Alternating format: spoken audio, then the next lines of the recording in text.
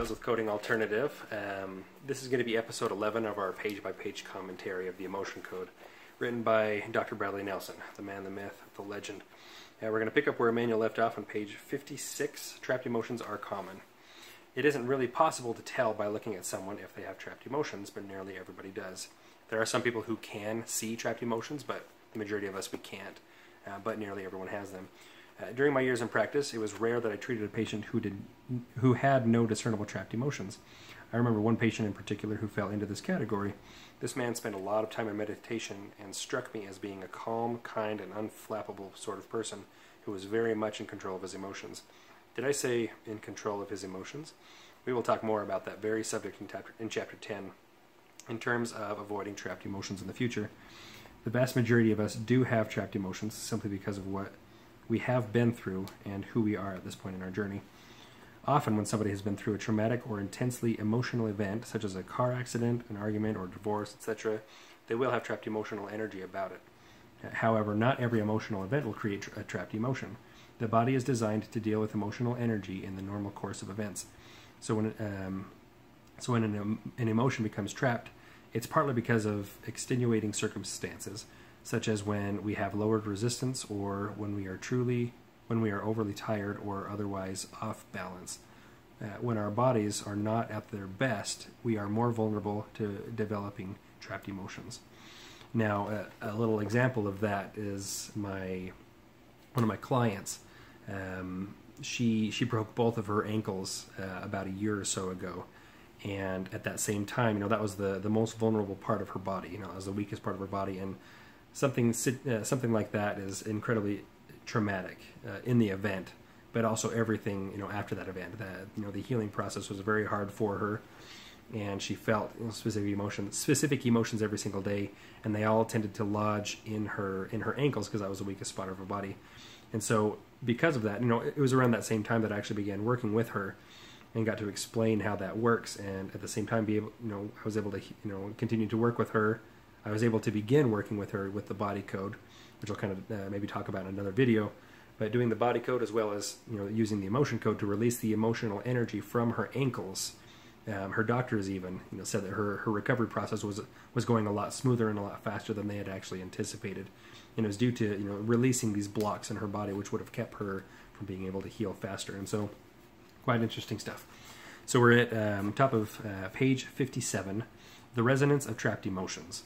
Each trapped emotion resides in a specific location in the body, vibrating at its own particular frequency. Before long, that vibration will cause surrounding tissues to vibrate at that same frequency. We call this phenomenon resonance. Again, that's resonance. In my seminars, I use tuning forks to demonstrate how powerfully our universe responds to resonance. One of my tuning forks vibrates at 512 hertz. The sound it makes is very high-pitched. The tines of the other tuning fork are a different size. That fork vibrates at 128 hertz and makes a much lower sound. If you were to place any number of different sized tuning forks in a room and strike one of them, all the other tuning forks of that particular frequency would start humming faintly. If you stop the sound coming from the tuning fork you struck, all the others will keep vibrating. It's not because of some natural affinity between tuning forks. This is just the way our universe works. And so if you guys have kind of a musical background, this would make sense to a lot of you. If not, I would suggest looking up a couple of videos on YouTube about tuning forks. Maybe we'll invest in some and do a demonstration of how that works someday. But I would imagine that Dr. Brad has a couple of videos. And if so, we'll leave some links in the description for tuning fork videos, either from Dr. Brad or elsewhere, so you can kind of see how that works. So we're on the top of page 58 now. If you strike a tuning fork and place it against a pane of glass, the glass will begin to vibrate at that same frequency. That's because the tuning fork forces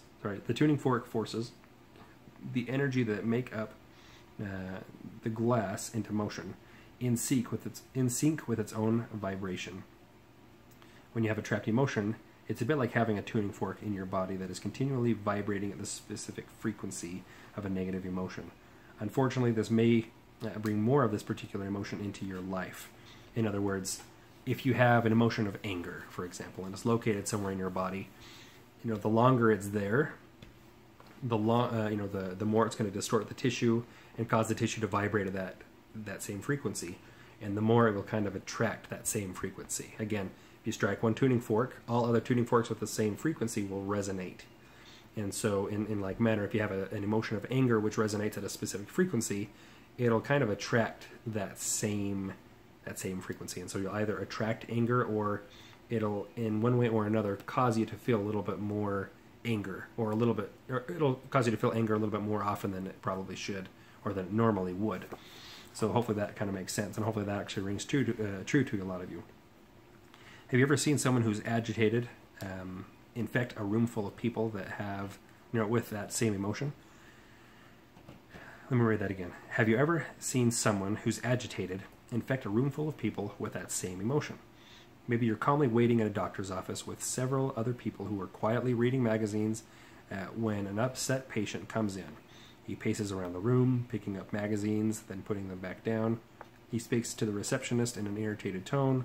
His body language gives his mood away, but it's the invisible effect that's most powerful. Now, I think this resonates with everybody in both a negative and a positive situation. Negative, if you're trying to, meditate, or you're pondering, you're thinking, and somebody just walks in and they're having a terrible, terrible day. They sometimes don't even have to say anything, and you can just pick up that vibe right off the bat, and it starts to resonate inside of you, and it just starts to kind of ruin your moment. Causes you to think of other things, and it causes you to become distracted, from what you were actually thinking about and looking into, or whatnot. So again, it's the invisible effect that's most powerful. That patient is sending a strong, agitated vibration into that room, vibration out into the room. Okay, sorry. So some of the cells in your body and those of the receptionist and the other patients will literally start vibrating at that frequency. Before long, everyone's feeling a little agitated. It changes the mood of the room. People start feeling differently and reacting differently. The agitated patient has not only attracted more agitation into his own life, but he's actually generated it in the people around him as well. Heartbreaking stuff, but it's absolutely true. And again, on the positive side, if you're kind of having a rough day and somebody, super, super sweet, super genuine, super nice, super happy, and they're not the fake happy that we all know, but they're genuinely happy, and they walk into the room, you can just totally feel, their happiness. They can just, they radiate this happiness, right? And its vibrations kind of resonate within you, and it can kind of lift you up. Shooting somebody a smile, a genuine smile. If you're having the worst day of your life and somebody walks past you and just gives you a nice little smile, or a head nod or something, that vibration, that energy that's being radiated out, that positive energy can immediately change, even very subtly and very briefly, or very in small measures. It can literally change how you feel in that moment. It's very, very cool stuff. So we are talking about the negative, though. So we're at the top of page 59, negative vibrations. If you have a trapped emotion, you will attract more of that emotion in your life. You will also tend to feel that emotion more readily and more often than you otherwise would, kind of like we were talking about before. You can think of a trapped emotion as being like a ball of energy, because that's exactly what it is. They have a size and a shape, even though they are invisible and are made of only energy. They usually seem to vary in size from that of an orange to that of a melon. Some of them can be as small as a golf ball, and some as big as a watermelon, really. But they definitely vary. So trapped emotional energy will always lodge somewhere in the physical body, and the body tissues that lie within that sphere will tend to fall into resonance with the vibrational energy of that trapped emotion. In other words, those tissues will actually be experiencing that emotional vibration on a continual basis. Suppose you have a trapped emotion of anger. Again, we're talking about anger. You've carried it around for years, not even knowing that it was there. As a result, whenever you come into a situation where you could become angry, it's much more likely that you will become angry, because in a fascinating and literal way, part of you is already angry. If part of your body is already vibrating at that frequency of anger due to a trapped emotion, it is much easier for your entire body to fall into resonance with anger when something happens that could elicit an angry response from you. Sometimes people don't understand why they get ticked off so easily, or why they can't shake certain emotions. It's often because the very emotion they are struggling with is trapped within them from a past experience they may scarcely remember. This is why, when trapped emotions are released, the effect is incomparable or incomparable to any other form of therapy. Often the emotion and behavior that has been so difficult to shake is simply gone. It can come almost too simple to believe. It can seem almost too simple to believe, but once you experience it yourself, you will understand. Until you release your own trapped emotions, you will continue to labor under their weight. Now, this is just so cool. And there are so many stories that I could tell about that, but one in particular is an emotion of fear, utter fear. My wife has been scared of clowns since her friend introduced her to the movie It by Stephen King when she was tiny. I think she was like 7 or 8 years old. Ridiculous. I know what 7-year-old or 8-year-old would ask their friend to watch It with them. But this beautiful wife of mine, even if she heard the word clown, I thought that she was messing with me and that she was just being completely overly dramatic because, she was a dramatic kid. Still is kind of dramatic. Love you, honey, but you're kind of dramatic. I love you. But when we would even mention the word clown or It, or if she saw any kind of a picture, she would just scream. She would cover her head, cover her face in utter fear. Again, I totally thought, whatever, kid. Totally dramatic. But it was when I started to work on her that we actually delved into that one situation, that original situation, when she watched the movie. Sometimes we don't remember the situation that originally caused this terrible fear of something, but she knew her whole life what it was from and what it was. And so diving into that, we found fear, we found horror, terror, peeved at her friend, and just all this crazy emotional baggage that caused this literal phobia of clowns. She has that word memorized because she's known it her whole life. I can't remember what it was. If you guys know the fear of clowns, the actual phobia term, leave it in the comments and have a fun little discussion with phobias. But releasing these trapped emotions from that situation, I kid you not, within a day or so, it was actually the exact same time that the new trailer came out for the new movie coming this fall, and it didn't even faze her. It would be something that would give her nightmares. She would scream, she would hide her face, she would just utterly freak out like a child. It's heartbreaking, but she would. It was a literal fear. And just releasing these trapped emotions from that one situation at 8 years old, she could watch that entire trailer and literally said, it actually kind of looks good. She wasn't freaked out or anything. That would have been super, super overly traumatic for her. Not dramatic, overly traumatic for her. Her cousin watched it with her, and she still acts like that. And so hopefully she'll humble herself and allow me to work on her, because you can literally remove phobias with by releasing trapped emotions. And Dr. Pratt has several stories about that, and it'll probably come up in the book too. But it's life-changing. It's literally life-changing. You can literally take your life back by releasing these trapped emotions. So let me go ahead and read one more story about kind of 2/3 down on page 60. Lori and the cheerleader. We're going to end with this story. I have seen this phenomenon on countless occasions, but one particular patient's experience will help to illustrate this. Lori had a trapped emotion of resentment. When I traced the original occurrence of this emotion back in time, I found that it had become trapped in high school, and that it was actually her resentment for another female. At this point, Lori said, "Well, of course, I know exactly what this is about." She explained that there was a particular girl on the cheerleading squad that she just could not stand. For whatever reason, she felt a lot of resentment for this girl during her high school years. The resentment never really went away since it had become trapped in Lori's body. Lori said, I still have so much resentment for her. It's kind of weird, I guess. I'm 43 years old now. High school was a long time ago. You'd think that I would have forgotten all about her, but it's like I can't let go of it. I haven't seen her since high school, but whenever I think of her, I just can't. I can just feel this resentment welling up inside of me, and I feel all that resentment for her all over again. I explained to Lori how a trapped emotion can make it much harder for her to let go of things we would rather forget. Using a magnet, we released the trapped emotion in a few seconds and she left the office. I saw Lori again a few days later, and she exclaimed, "Dr. Nelson, it worked.